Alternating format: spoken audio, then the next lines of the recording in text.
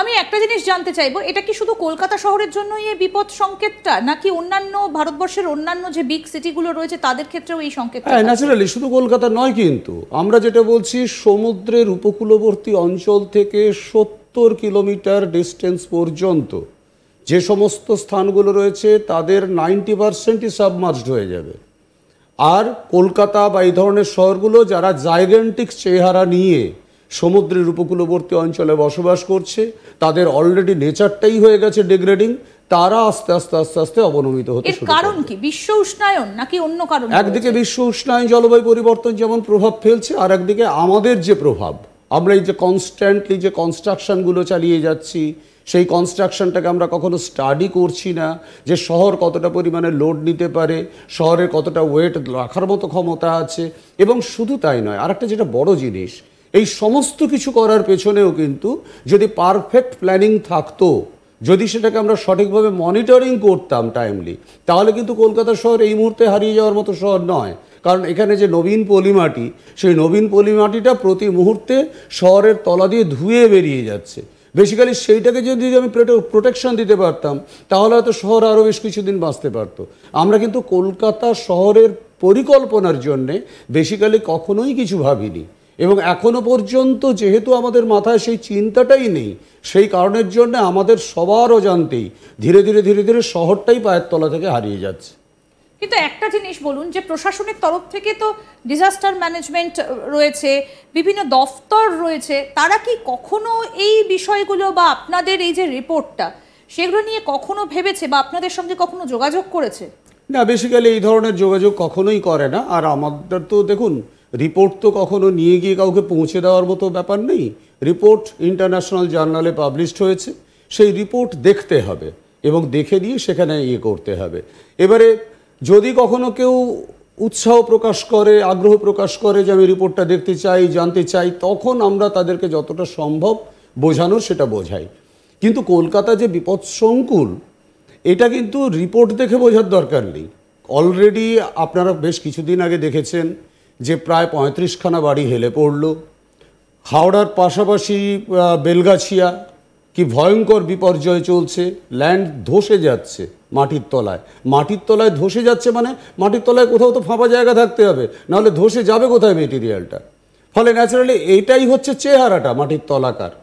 এবারে সেই মাটির তলাকার চেহারাটাকে যখন প্রকাশ পায়, রাস্তায় হঠাৎ করে সাবসাইড করলো, আমরা কি বলছি যে পাইপলাইন ফেটে গেছে, আপনি গিয়ে ওখানে পাইপলাইন দেখতেই পাবেন না, কি দেখবেন যে শুধু একটা ফাঁপা জায়গা। এই যে সাবসাইড করলো, মেটেরিয়ালটা গেল কোথায়?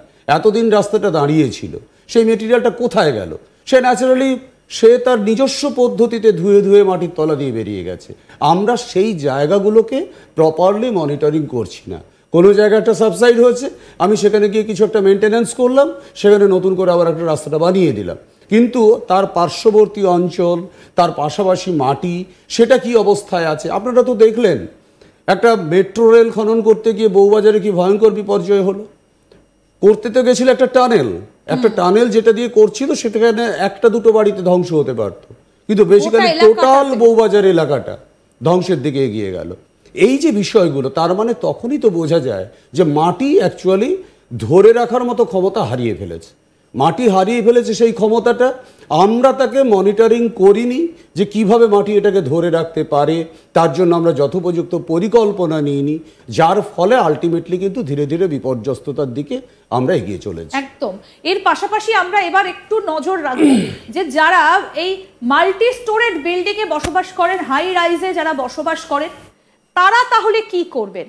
আগামী 15 বছর পর যদি কলকাতা শহর এইভাবে বঙ্গোপসাগরের গর্ভে ঢুকে যায়, তাহলে যারা এই উঁচু উঁচু বিল্ডিংয়ে বাস করছেন বা বাড়ি কেনার স্বপ্ন দেখছেন, তারা কি করবেন?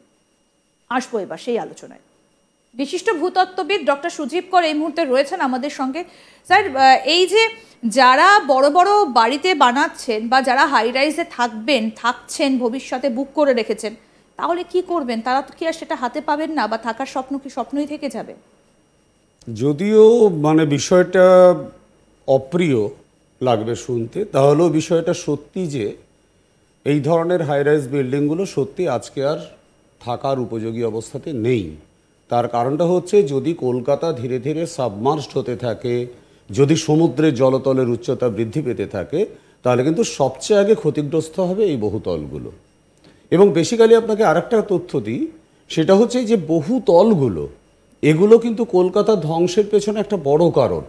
তার কারণ হচ্ছে এই বহুতলগুলো প্রত্যেক দিন পাম্প করে মাটির তলদেশ থেকে প্রচুর পরিমাণে জলকে তুলে নেয়, এবং এই প্রচুর পরিমাণে জলকে তুলে নেয় বলে মাটির তলদেশ কিন্তু আরও দ্রুত গতিতে ফাঁপা হয়ে যাচ্ছে। এবং সেটা আচ্ছা, এই যে প্রচুর বৃষ্টি হয়, আমরা তো এই 2024টা দেখেছি শুরু থেকে শেষ পর্যন্ত প্রচুর বৃষ্টি হয়েছে, এই বৃষ্টিতে সেই জায়গাটা কি ফিল করছে না? না, টোটাল শহরটাই তো ইট কাঠ পাথরে মোড়া, ফলে ন্যাচারালি মাটির মধ্যে কোনো জলই প্রবেশ করতে পারছে না। অর্থাৎ কলকাতাতে বেসিক্যালি জল রিচার্জ হয় না। বড় বড় শহরগুলোতে সেই কারণের জন্য বিচ্ছিন্নভাবে রিচার্জ পিট বানানো থাকে। কলকাতা কিন্তু যে অবস্থান ছিল অত্যন্ত সায়েন্টিফিক, বহু জলাধার ছিল বা পুকুর ছিল কলকাতা শহরের মধ্যে। সেই কলকাতা শহরের পুকুরগুলোকে পরপর গ্রাস করে ফেলা হয়েছে। আলটিমেটলি কেউ বাড়ি বানিয়েছে, কেউ অন্য কিছু করেছে, বেসিক্যালি চুরি হয়েছে পুকুরগুলো। এই যে পুকুরগুলোকে চুরি করা হলো, তখনও কিন্তু যারা করলেন তারা একবারও ভাবেননি যে অ্যাকচুয়ালি এই কলকাতাতে পুকুর চলে যাওয়াটাই কলকাতার মৃত্যুর একটা বড় কারণ হয়ে দাঁড়াতে পারে, যে কারণের জন্য কলকাতাতে সরাসরি মাটিতে কোনো জল প্রবেশ করতে পারে না। কিন্তু কলকাতা শহরের জনসংখ্যার চাপ বলুন, হাইরাইজ বিল্ডিংগুলোতে জলের সমস্যা কলকাতার বলুন, মাটি কত তলা পর্যন্ত বিল্ডিং নিতে পারে এই খুব মুহূর্তে? বেশি হলে 10 থেকে 12 তলা, তার বেশি নেওয়ার মতো ক্যাপাসিটি নেই কলকাতা। কিন্তু দেখা যাচ্ছে 25 তলা, 30 তলা, 42 তলা পর্যন্ত হচ্ছে। হ্যাঁ, তার মানে কোনো একটা পদ্ধতিতে এটা হচ্ছে। যে পদ্ধতিতে এটা হচ্ছে সেই পদ্ধতি কিন্তু কখনোই ভাবছে না যে এই পারমিশন যেগুলো দেওয়া হচ্ছে এতেই কিন্তু কলকাতার মৃত্যু হতে পারে। কলকাতার এই যে বিপুল জনসংখ্যা, তাদের যে এখানে একটা সংস্থান হয়ে আছে, সেই সংস্থানটা টোটালটাই চিরতরে হারিয়ে যেতে পারে। এগুলো কি হবে? আস্তে আস্তে মাটিতে মাটিতে বসে যেতে থাকবে, মাটিতে বসতে থাকবে। এবং যতই আপনারা খেয়াল করে দেখবেন যে যত বিশ্ব উষ্ণায়ন বাড়ছে ততই কিন্তু ভূমিকম্পের প্রবণতাও বাড়ছে একদম, এবং সংখ্যা বেড়ে যাচ্ছে। কলকাতায় আগে হয়তো 15 বছর 20 বছরে একবার হয়তো কাঁপতো, এখন আপনি দেখবেন প্রত্যেক বছর 3-4 বার করে কলকাতা কাঁপছে। এই যত কাঁপছে, মাটির তলার যে ফাইন সেডিমেন্টগুলো সেগুলো জলের সঙ্গে দ্রবীভূত হয়ে গিয়ে লিকুইফ্যাকশন ঘটছে, অর্থাৎ যেন মাটি দই বা ঘোলের মতো হয়ে যাচ্ছে, সারফেস স্লোপ দিয়ে আস্তে আস্তে বাইরে বেরিয়ে আসছে। আমাদের সবার অজান্তে পায়ের তলা থেকে একটু একটু করে মাটি সরে যাচ্ছে, আমরা কিন্তু বুঝতে পারছি না। আমাদের যে বাড়ি ঘর, কলকাতার এই যে বিস্তীর্ণ পরিসর যে বিষয়গুলো, সেটা টোটালটাই যেন একটা সাজানো বাগানের মতো, তলাটা ফাঁপা। তার তলা দিয়ে ভাগীরথী হুগলি নদীর জল প্রবেশ করছে, বাগজোলা ক্যানেলের জল প্রবেশ করছে, সরু সরু চ্যানেলগুলোর জল প্রবেশ করছে, আবার সেই জলগুলো বেরিয়ে যাচ্ছে, তারা মাটিকে ধৌত প্রক্রিয়ায় নিয়ে যাচ্ছে।